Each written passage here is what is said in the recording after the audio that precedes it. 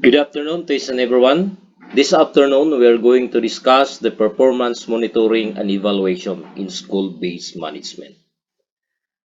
First of all, we're going to discuss the importance of monitoring and evaluation in school management. Monitoring and evaluation is an important basis in ensuring the success of every institution across different levels. It mainly helps the school board, administrators, teachers, and other personnel in planning and improving their system, curriculum, teaching pedagogies, and other tangible or intangible aspects of education.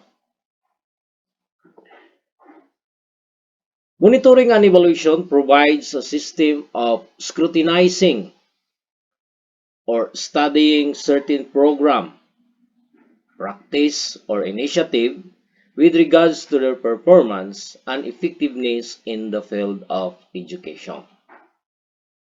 It is important in identifying both the negative and positive aspects of various factors that impact teaching. It is also crucial in ensuring the efficient use of resources and valuable materials in attaining objectives of the institution. Moreover, it serves as a guide for strategy planning and determines sustainability or continuity of a project or program. It can actually be used as reference for future endeavors, since it also identifies current and potential problems along the way. Aside from the aforementioned benefits, monitoring and evaluation has positive impacts on the students.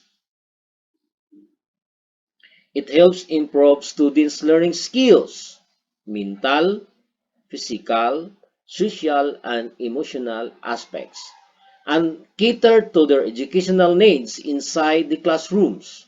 It ensures that the school or the teachers maintain a conducive learning environment, which is crucial for effective learning to happen.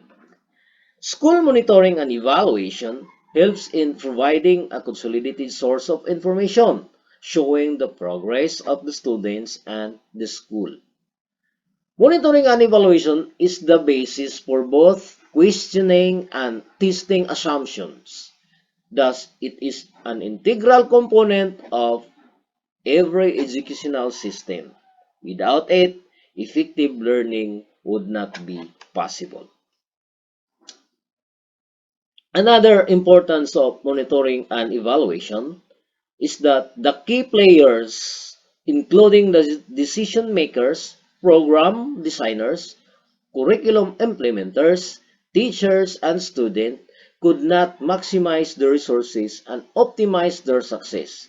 School will not function effectively and cannot attain its objective, most especially its mission and vision, as well as the goals. We have the key concepts of monitoring and evaluation. Now, monitoring and evaluation is a powerful management tool that helps policymakers, decision makers, program and project implementers, managers, and all other stakeholders to track progress and provide evidence on the performance and impact of a given project or program or policy. Provides feedback based on evidence to improve ongoing and future implementation and impact of a project, program, or policy. So those are the concept of monitoring and evaluation. Now, let's go to the principles of monitoring and evaluation in school-based management. The Department of Education issued the four principles on how the school-based management assess. This is now the current assessment on the school-based management level of practice adopted throughout the school in the Philippines. We have the first principle of the school-based management in which the school are assessed the level of performance or monitor and evaluated the level of performance based on primarily on the four principles of school-based management.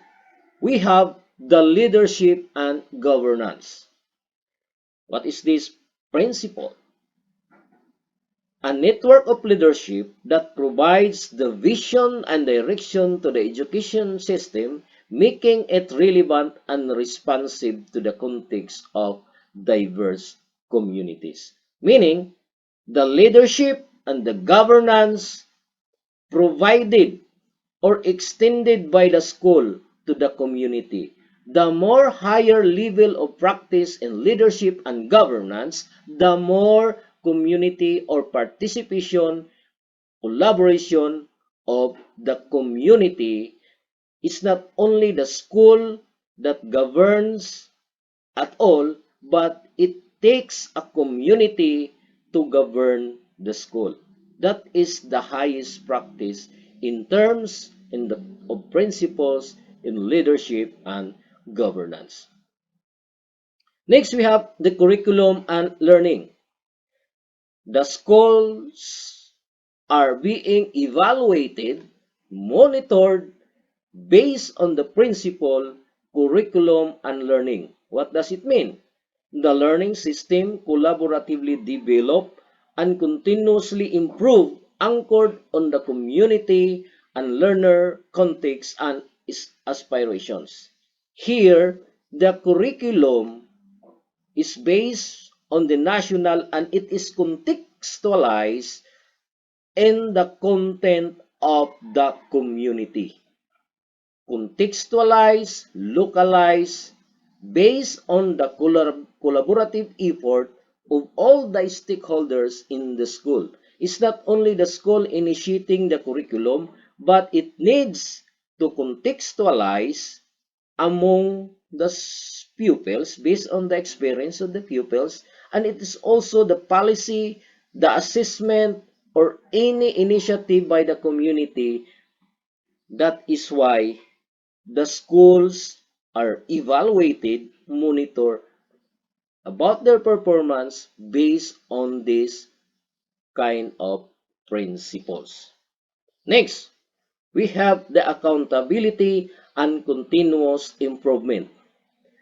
A clear, transparent, inclusive, and responsive accountability system is in place, collaboratively developed by the community, stakeholders, which monitors expected and actual performance, continually address the gaps, and ensures a venue for feedback and redress. Now, the higher performance, the monitoring and evaluation, the higher performance in terms of these principles, in which the concept is all the communities, or there is a shared accountability among the group. It's not only the school is accountable for learning, but the entire community is accountable for learning. Meaning, there is a collaboration of or participation among the stakeholders in terms of accountability on how the school continuously improve to the highest level of performance. Next, we have the management of resources. Resources are collectively and judicially mobilized and managed with transparency, effectiveness, and efficiency. Now, these principles of school-based management adopted entire school throughout the Philippines, in which the school is monitored, evaluated based on the management of resources, especially on the utilization of funds, utilization of other resources, financial or non-financial matters, meaning the community, or there is a transparency, meaning all the community knows, especially in the utilization of funds, effectiveness, how the funds is being used effectively and efficiently. So in these principles of management of resources, meaning all the transactions regarding uh, management of resources are transparent to all the community. So this is now the management of resources. Now, if the concept of these four principles, in which the higher participation among the stakeholders in terms of any endeavors, the higher performance, meaning in the school-based management assessment, we are on the highest is level 3, which is advanced. The level 1 is beginning, level 2 is maturing, level 3 is advanced. So there is a tool on the evaluation and monitoring of school-based management, but we have no time to discuss the tool, but refer to the tool issued by the Department of Education in monitoring and evaluation in the level of school-based management. Thank you, and once again, good afternoon.